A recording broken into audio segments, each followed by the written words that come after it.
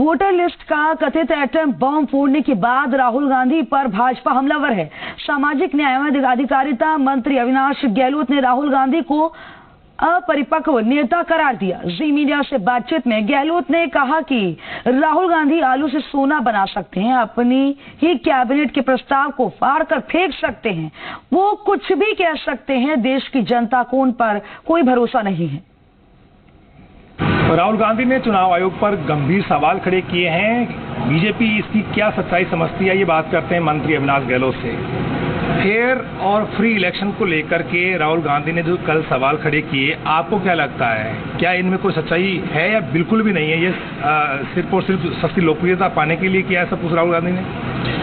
देखिए, जब भी देश के अंदर कोई चुनाव होता है, कांग्रेस और कांग्रेस का सहयोगी दल चुनाव जीतता है, तब किसी प्रकार की इलेक्शन कमीशन पर और चुनाव आयोग पर किसी प्रकार का कोई प्रश्न खड़ा नहीं होता। लेकिन जहां वो हार जाते हैं तब उन्हें लगता है कि इलेक्शन कमीशन गड़बड़ी करता है, कहीं मशीनों में गड़बड़ी है, कहीं बीजेपी गड़बड़ी करती है। ये उनका स्वभाव रहा है। लेकिन मुझे लगता है राहुल गांधी जी इससे पहले भी कई बार देश विरोधी बातें कर चुके हैं, उनके स्वभाव में भी है।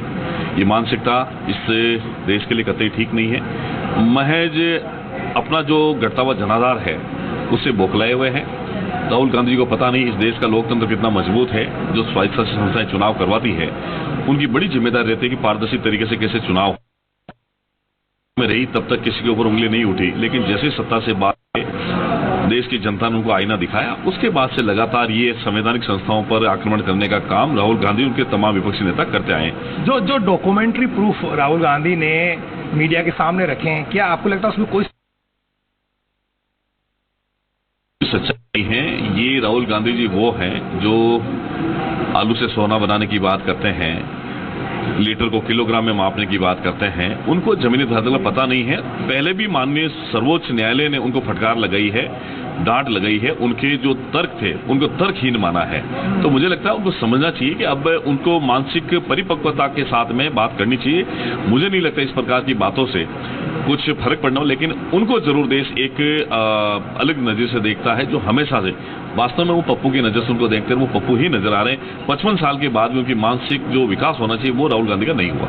तो क्या आप ये मानते हैं कि राहुल गांधी देश की जनता की आंखों में धूल झोंकने की कोशिश कर रहे हैं, इस तरह की प्रेस कॉन्फ्रेंस करके, इस तरह के डॉक्यूमेंट्स सामने रख करके? देखिए, मैं पहले ही कह चुका हूँ, राहुल गांधी में कोई परिपक्वता नहीं है। जिस चुने हुए प्रधानमंत्री की कैबिनेट के प्रेस नोट को अगर प्रेस के अंदर फाड़ कर फेंक सकते हैं, तो उससे उनका मानसिक स्तर कितना मजबूत है वो पता लगाया जा सकता है।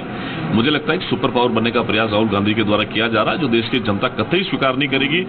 और ये जो राहुल गांधी की लॉन्चिंग है, ये फिर से फेल होने वाली है। दर्जनों बार फेल हुई, आगे भी उसकी लॉन्चिंग फेल हो।